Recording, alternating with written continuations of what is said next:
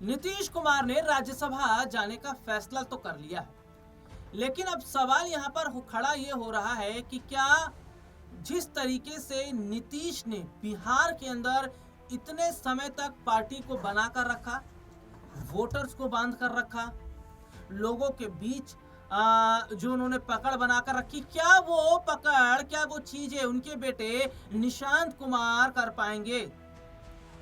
देखिए, सबसे बड़ी बात यहाँ पर यह है कि जो चर्चा का विषय है वो है कि अचानक नीतीश कुमार ने ये फैसला क्यों लिया, वो भी तब जब होली का त्योहार था। पूरे देश में होली का त्योहार धूमधाम से मनाया जा रहा था और इस बीच नीतीश कुमार ने फैसला किया जिसमें जेडीयू के ज्यादातर विधायकों को पता नहीं था और होली कार्यक्रम में फिर बवाल भी हो गया।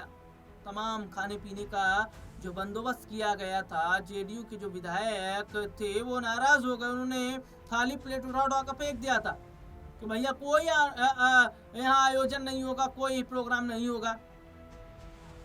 हालांकि नीतीश कुमार ने समझाने की कोशिश की है और विधायकों के साथ उनकी एक मुलाकात हुई है। इसमें नीतीश का साफ कहना है कि इतना घबराने और इतना हो हल्ला करने की जरूरत नहीं है।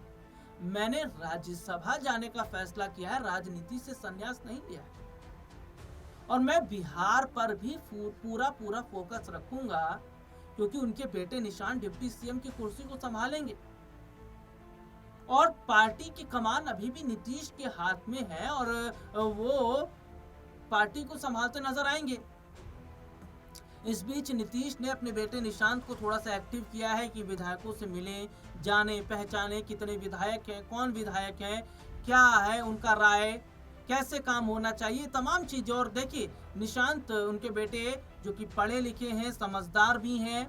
हालांकि वो बात अलग है, राजनीति में एक्टिव नहीं है, लेकिन धीरे धीरे शुरुआत कर रहे हैं और उन्होंने शुरुआत कर दी है। विधायकों के साथ बैठक की है, उनके साथ चर्चा की है, बातचीत हुई है और उन्होंने आगे का प्लान तय किया है।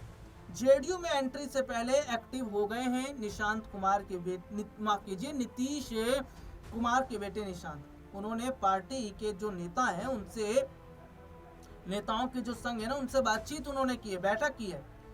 बिहार की राजनीति में एक नए युग की आहट सुनाई देने लगी है। मुख्यमंत्री नीतीश कुमार के बेटे निशांत कुमार ने जेडीयू के विधायकों के संग चाय पर चर्चा की।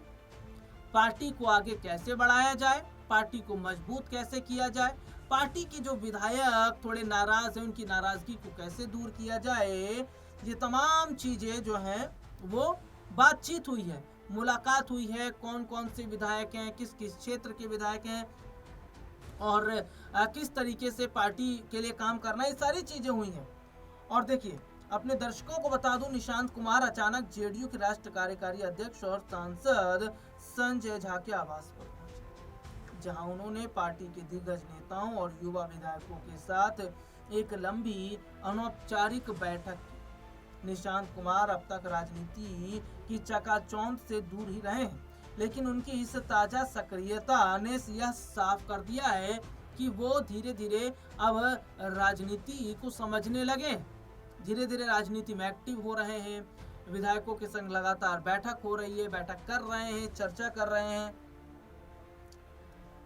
उन्होंने साफ कर दिया, संगठन की कमान संभालने के लिए वे पूरी तरीके से तैयार हैं। संजय झा के आवास पर यह बैठक हुई।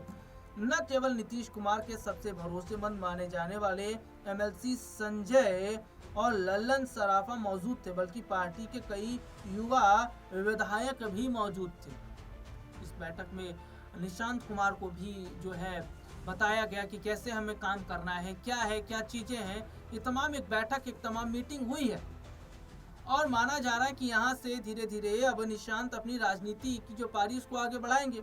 देखिए, इस बैठक का मुख्य एजेंडा बिहार की वर्तमान राजनीतिक स्थिति और जेडीयू का जो सांगठनिक ढांचा था उस पर बात हुई। निशांत ने नेताओं से नीतीश कुमार के काम करने के तरीके, सरकार की योजनाओं के जमीनी क्रियान्वयन और संगठन को भविष्य की चुनौतियों के लिए कैसे मजबूत किया जाए, इस पर विस्तार से चर्चा की गई है कि संगठन को मजबूत कैसे किया जाए, जैसे कि मैं बात कर ही रहा था।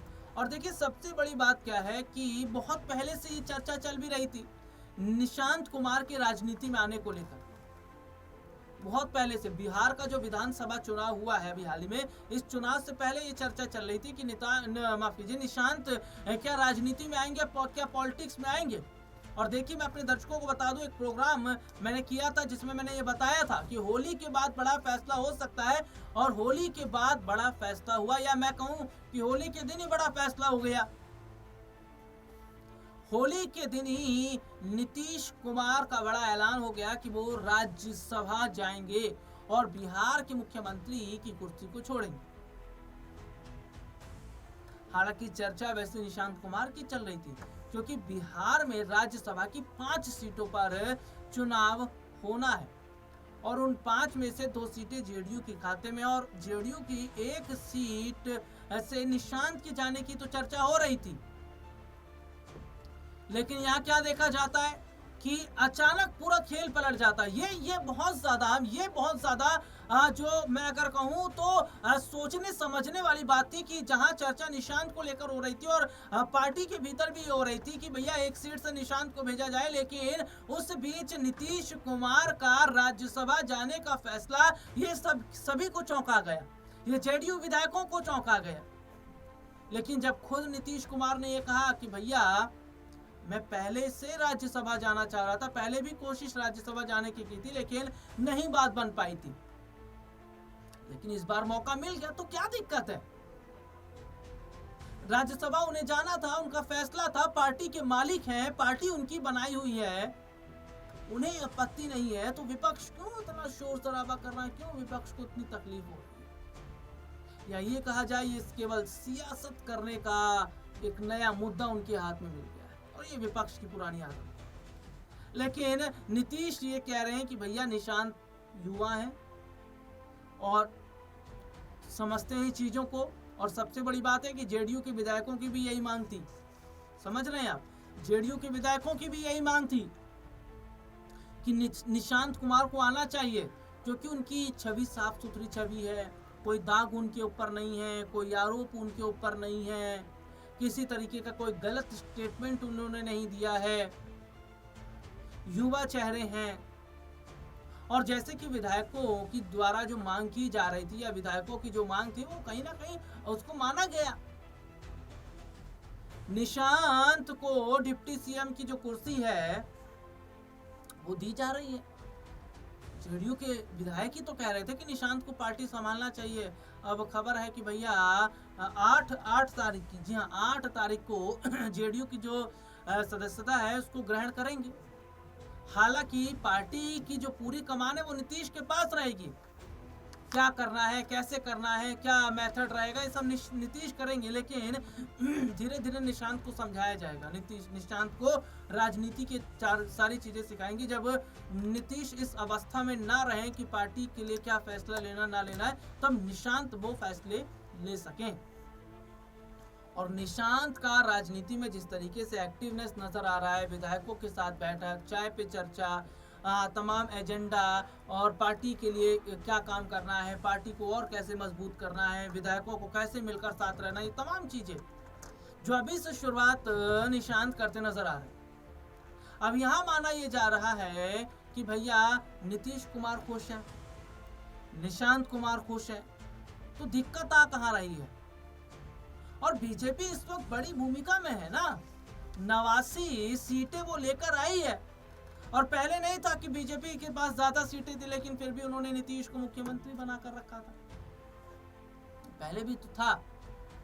अब यह है कि बीजेपी अपना मुख्यमंत्री बनाना चाहती है, बीजेपी चाहती है कि भैया नीतीश कुमार को थोड़ा विराम दिया जाए, क्योंकि ये बात चल भी रही थी ना कि नीतीश थोड़े से उम्र दराज हो गए हैं और स्वास्थ्य कारणों की बात भी कही जा रही थी, तो इसलिए ये बात हो रही है कि भैया नीतीश को जो जिम्मेदारियां हैं उनकी कम कर दी गई है, इसीलिए उन्हें राज्यसभा भेज दिया गया है। बाकी जो बिहार की जिम्मेदारी है उसको अब बीजेपी बेहतर तरीके से निभाती नजर आएगी। हालांकि पार्टी को तो नीतीश संभाल ही रहे हैं, निशांत डिप्टी सीएम निशांत जो है वो डिप्टी सीएम की कुर्सी जो है वो संभाल ही रहे हैं, तो कोई दिक्कत फिलहाल ऐसे नजर नहीं आ रही है जिस पर बवाल विपक्ष इतना खड़ा कर रहा है। अब देखना होगा कि क्या निशांत उसी तरीके से पार्टी को मजबूती से संभालते नजर आएंगे जैसे नीतीश ने पार्टी को बनाया और अभी तक संभाला, और क्या विधायकों की एकजुटता जैसे पहले थी वो आगे भी बरकरार रहेगी, क्योंकि जेडीयू के विधायकों के टूटने की बात भी कही जाती है। देखना होगा कि बिहार की आगे की जो सियासत है वो किस तरीके से होगी और बिहार में बीजेपी का अगला मुख्यमंत्री कौन होगा, ये एक चुनौती बीजेपी की। फिलहाल इस प्रोग्राम में